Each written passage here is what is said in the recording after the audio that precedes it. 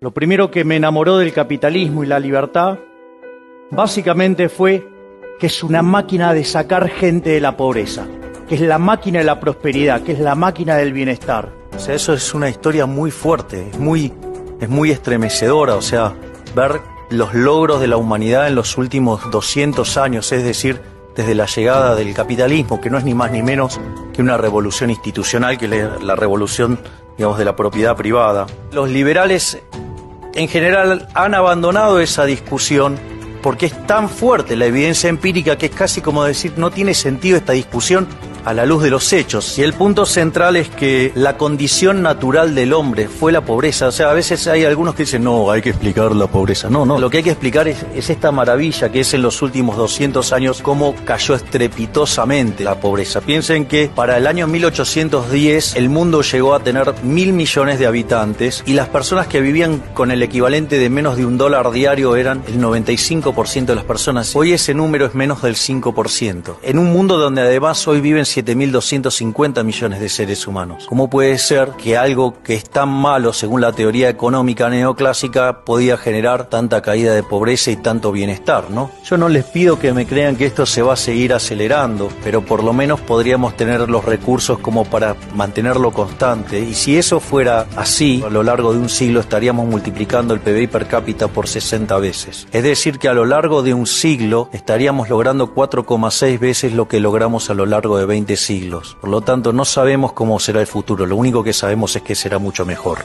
La pregunta es, bueno, ¿qué es lo que hay detrás de este proceso de crecimiento? Y entonces uno lo que encuentra es que no todas las economías le va bien de la misma manera. Hay algunas que le va mejor y hay otras que le van peor. Que aquellas economías que son más libres crecen más que el doble que aquellas que son reprimidas. Entonces, la pregunta es, ¿cómo puede ser que esto no sea atractivo en sí mismo, que esta evidencia empírica no sea suficiente? Es más, si ustedes se fijan, en los países que son libres tienen 24 veces menos de pobres. ¿Cuántas veces habrán escuchado? No, porque la tecnología genera desempleo. Si en el año 1810 vivían 1.000 millones de personas en el planeta Tierra, si la tecnología genera desempleo y hoy hay 7.250 millones de personas en el planeta Tierra, ¿alguien se puso a pensar que si fuera cierto lo que dicen los luditas, hoy la tasa de desempleo sería 85%?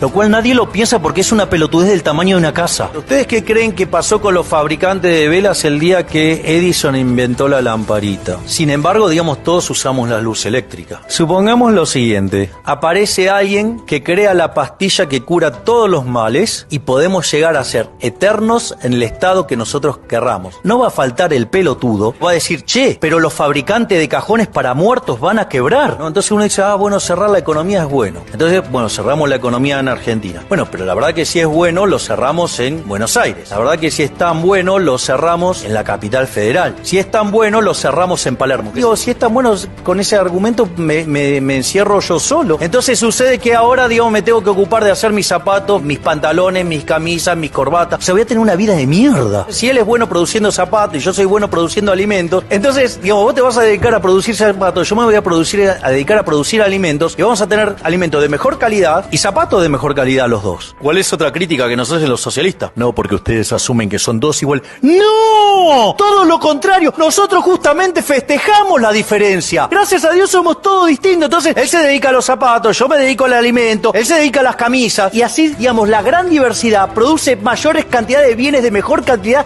en el cual todos nos beneficiamos. Es más, esto genera un proceso de cooperación social. El mercado es un proceso de cooperación social. Ustedes solamente van a ser exitosos en tanto y en cuanto logren servir al prójimo con bienes de mejor calidad a un mejor precio. Es decir, el tipo que es exitoso en el capitalismo es un benefactor social. Es decir, lejos de ser cuestionado, es el campeón de los benefactores y sin embargo los persiguen. En el mercado hay lugar para todos. Si no hay lugar para todos es porque en el medio se metió el Estado. Cada vez que detecten un problema, no le achaquen el problema al mercado. Vayan y busquen primero si no hay una intervención estatal. O sea, en ningún lugar del mundo existe el delirio que existe en Argentina en el mercado laboral. Con ese verso de los derechos, cada 100 pesos que recibe un empleado en el bolsillo, el empleador paga 165. Los desafíos que encuentre en un país que castigue tanto al trabajo como Argentina. Somos los campeones de la justicia social y castigamos a los trabajadores. Una cosa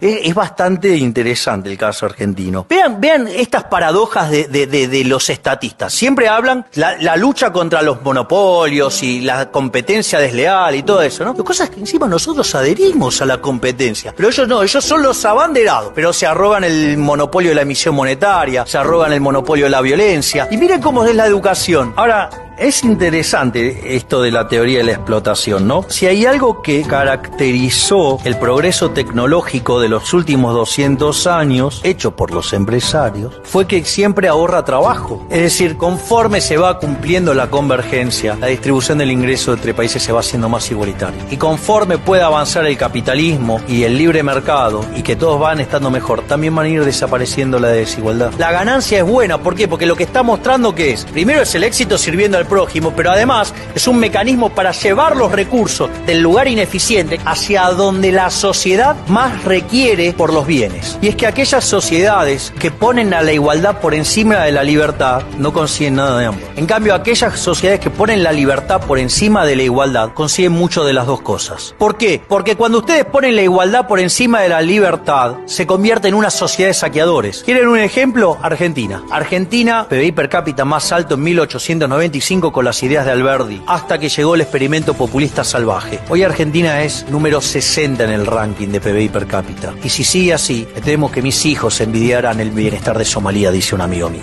No por nada, aquellas sociedades que son más libres y que son abiertas al capitalismo, son pacíficas. Yo puedo odiarlo a él, pero lo necesito para estar mejor. No me queda otra que tratarlo bien. Mi éxito radica en que él esté bien. Entonces eso es un sistema que promueve la paz. Entonces, en el fondo, lo que ustedes tienen que comprender que estamos frente a una discusión de valores. Por un lado, el socialismo, basado en la envidia, el odio, el resentimiento, la desigualdad ante la ley, el robo. Consecuentemente, un sistema violento que siempre se aplicó por la fuerza y se llevó puesto más de 100 millones de vidas humanas. Y por el otro lado tenemos el liberalismo, el capitalismo, que no es ni más ni menos que el respeto irrestricto del proyecto de vida del prójimo, basado en la propiedad privada, basado en los mercados libres, basado en la poca intervención del Estado, basado en la división del trabajo, basado en la cooperación social, donde se premia el ahorro, donde se aprecia el esfuerzo, el trabajo. Pero como si todo esto fuera poco, somos superiores estéticamente. Miren lo que es New York,